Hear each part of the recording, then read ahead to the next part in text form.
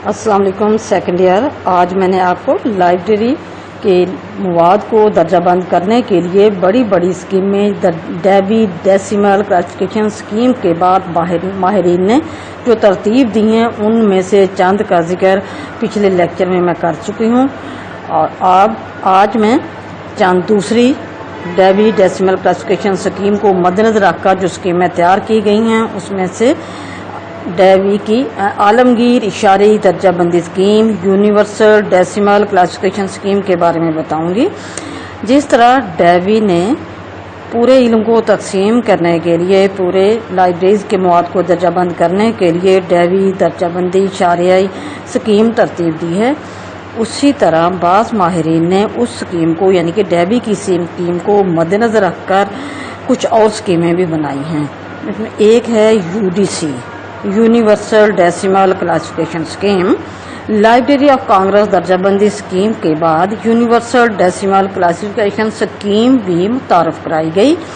یہ ایک ایسی اسکیم ہے جو ایک خاص ادارے کی طرف سے ترتیب دی گئی. اس ادارے کا نام ہے بین الاقوامی دائرۂ کتابیات.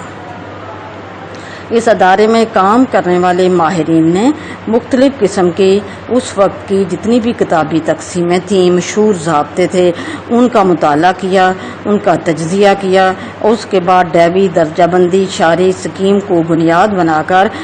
ایک اور ضابطہ یونیورسل ڈیسیمل کلاسیفیکیشن اسکیم کے نام سے ترتیب دیا، جس کو اردو میں ہم عالمگیر اشارئی درجہ بندی اسکیم کہتے ہیں اور انگلش میں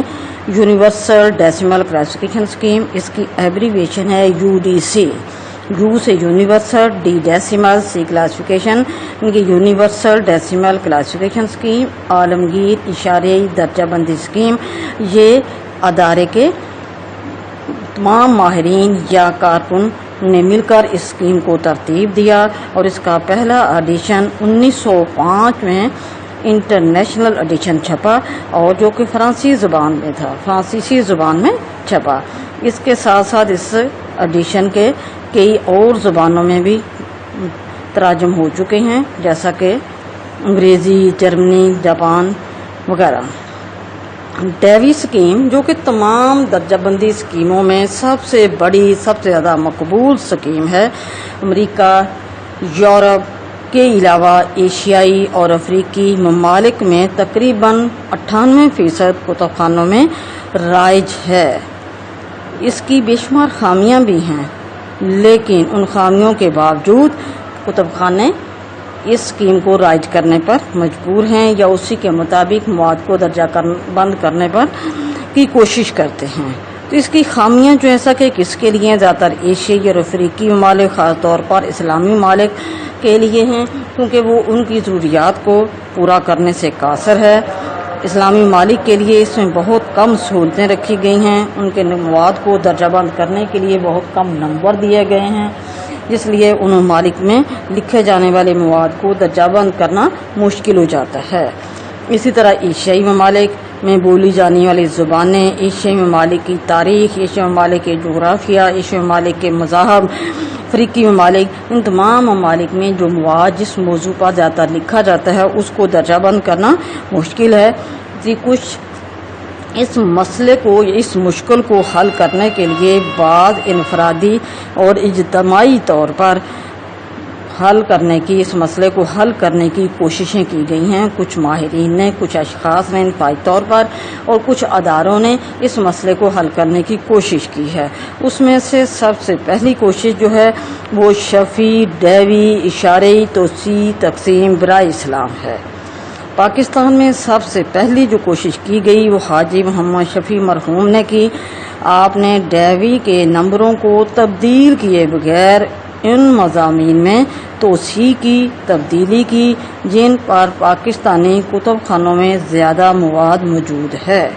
یعنی کہ پاکستانی کتب خانوں میں اسلام کے حوالے سے مواد ہے، اردو زبان ہے، عربی ہے، فارسی ہے، اور پاکستان کا جغرافیہ، پاکستان کی تاریخ، ان حوالوں سے پاکستان کی لائبریریز میں مواد کو نمبر دینے میں مشکل پیش آ رہی تھی، کیونکہ ڈیوی میں ان مضامین کے لیے، ان موضوعات کے لیے کم جگہ رکھی گئی ہے، کم نمبر دیے گئے ہیں.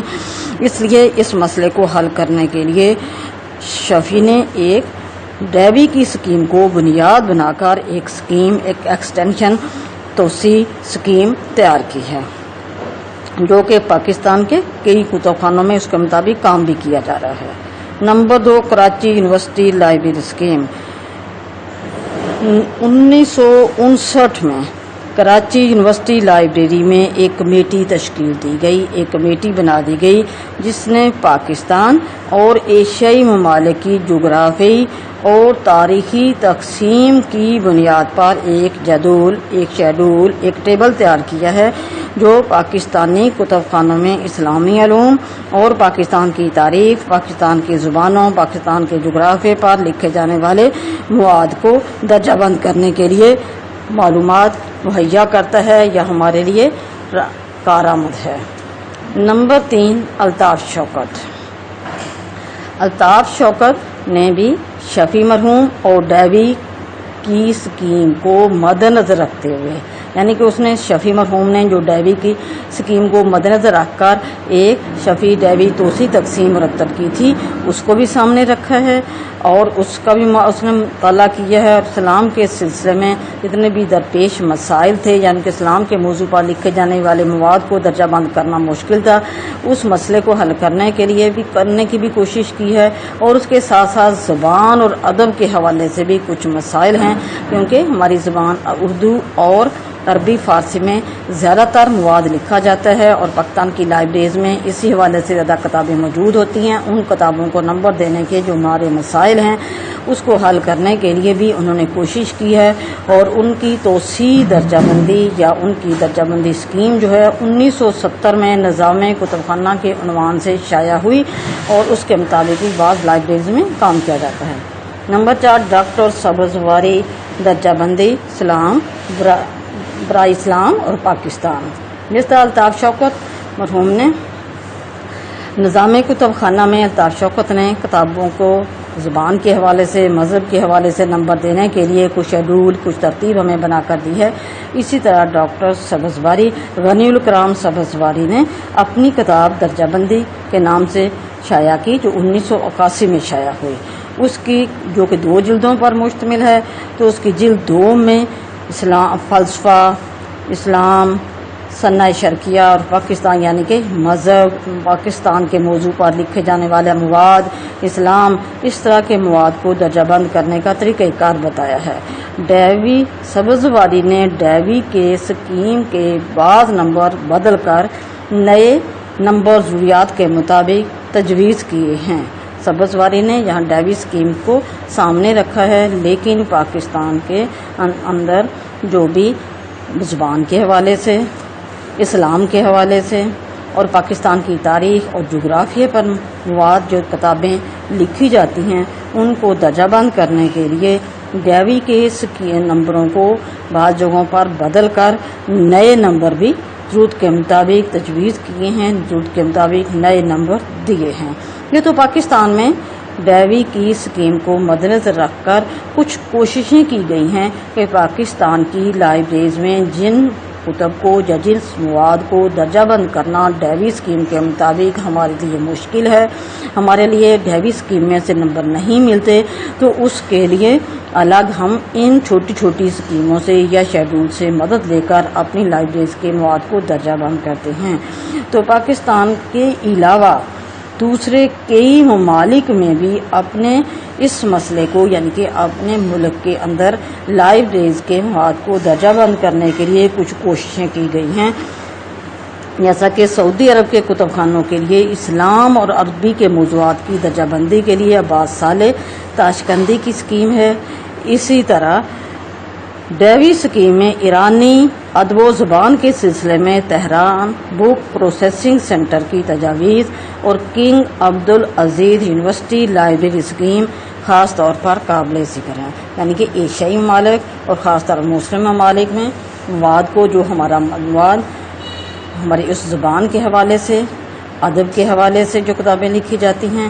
زبان اور تاریخ کے حوالے سے، جغرافیہ کے حوالے سے لکھی جاتی ہیں، مذہب کے حوالے سے ان کتابوں کو درجہ بند کرنا ڈیوی اسکیم کے مطابق مشکل ہے۔ ڈیوی اسکیم کے مطابق سائنس کے موضوعات کو نمبر لگانا آسان ہے، وہ ہر ملک میں ایک ہی جیسے ہیں کہ سائنس کے ان موضوعات کو آسانی سے ہم درجہ بند کر سکتے ہیں، ان کے لیے اس میں کافی گنجائش موجود ہے، کافی نمبر موجود ہیں۔ لیکن زبان، ادب اور مذہب کے حوالے سے جو ایشیائی اور افریقی ممالک میں جو مذاہب ہیں، جو زبانیں بولی جاتی ہیں، اس کے لیے ڈیوی نے بہت کم نمبر دیے ہیں، اور مواد ہماری لائبریری میں زیادہ تر انہی زبانوں کے حوالے سے ہے، اسی تاریخ کے حوالے سے ہے۔ اس لیے ان کتابوں کو جب ہمیں نمبر لگانا ہوتے ہیں تو بہت مشکل پیش آتی ہے۔ تو اس مشکل یا اس مسئلے کو حل کرنے کے لیے پاکستان میں اور پاکستان کے علاوہ دوسرے کئی ممالک میں ماہرین نے فردن اور اجتماعی طور پر کوششیں کی ہیں، اور ان کوششوں سے یا ان کے شیڈول یا انہوں نے جو ہمیں طریقہ کار بتایا ہے اس کو مد نظر رکھتے ہوئے اپنی لائبریریز کے مواد کو درجہ بند کرنے میں ہمیں مدد ملتی ہے، یا اس مسئلے کو حل کرنے کی ہم کوشش کرتے ہیں۔ یہ تھا درجہ بندی اسکیم کے مختلف ضابطے، یعنی کہ ڈیوی اسکیم، اور اس کے بعد کچھ ماہرین نے مواد کو درجہ بند کرنے کے لیے کچھ ضابطے یا کچھ طریقہ کار جو کچھ اسکیمیں بنا کر دی ہیں، ان کے نام اور مختصراً تعارف۔ اس میں سے زیادہ تر ہمیں MCQ اور شارٹ کوشچن کے جیسے سوالات آئیں گے، اور اس حوالے سے کو تیار کرنا پڑے گا کہ وہ کون کون سی اسکیمیں ہیں، کب متعارف ہوئیں، اور اس اسکیموں کو متعارف کرانے کا مقصد کیا ہے، اور کس نے یہ متعارف کرائیں۔ یہ تھا ہمارا مختلف اسکیموں کے بارے میں، نئی اسکیموں کے بارے میں یا ڈیوی اسکیم کے بعد کی اسکیموں کے بارے میں مختصر تعارف یا مختصر تفصیل۔ آج کا لیکچر مکمل ہوا۔